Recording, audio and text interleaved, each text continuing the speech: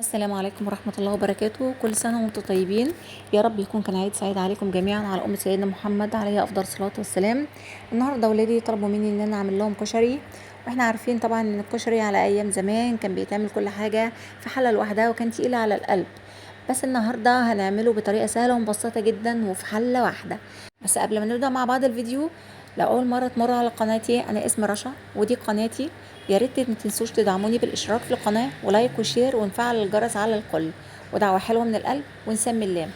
اول حاجه انا جبت بصلتين كبار زي ما انتم شايفين وخرطتهم طرنشات رفيعه،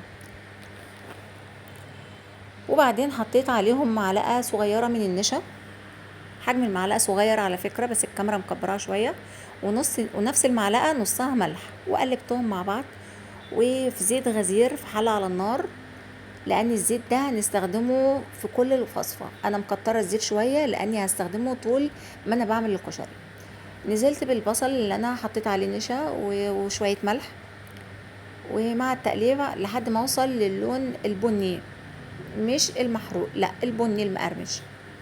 مع التقليب المستمر اوعي يتحرق منك او يوصل للدرجه اللي هو البني الغامق، لا انا عاوزه البني اللي انتوا هتشوفوه دلوقتي.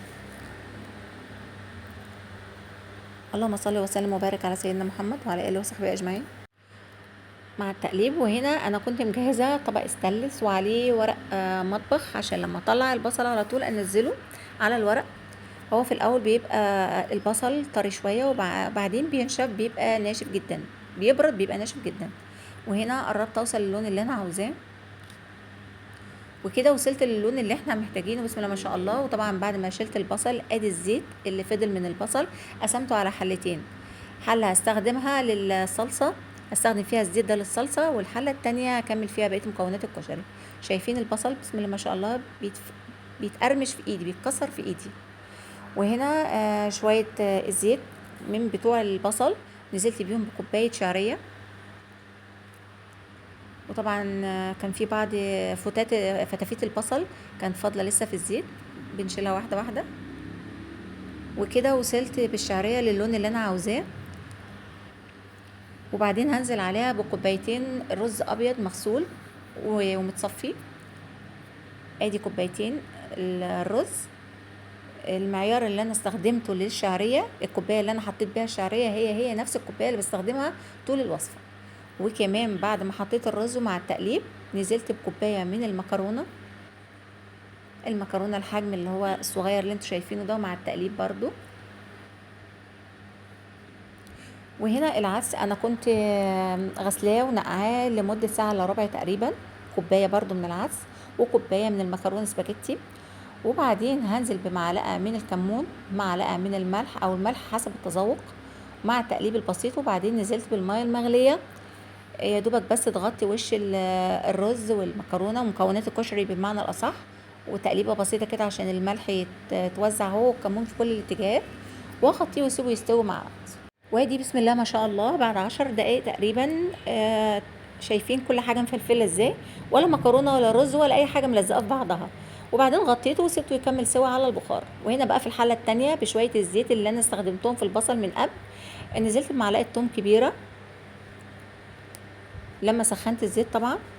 وبعدين هنزل بحوالي 4 معالق خل اول ما التومه تبتدي تطلع ريحه او تدبل شويه. طبعا الريحه وصلكم من غير ما اتكلم، بسم الله ما شاء الله ولا قوه الا بالله.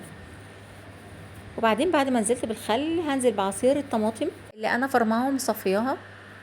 اللهم صل وسلم وبارك على سيدنا محمد وعلى اله وصحبه اجمعين. وهنا معانا معلقه فلفل اسود ومعلقه ملح ونص معلقه سكر ومعلقه كمون، معلقه فلفل اسود، معلقه كمون، معلقه ملح، نص معلقه سكر، وهننزل بيهم على الصلصه.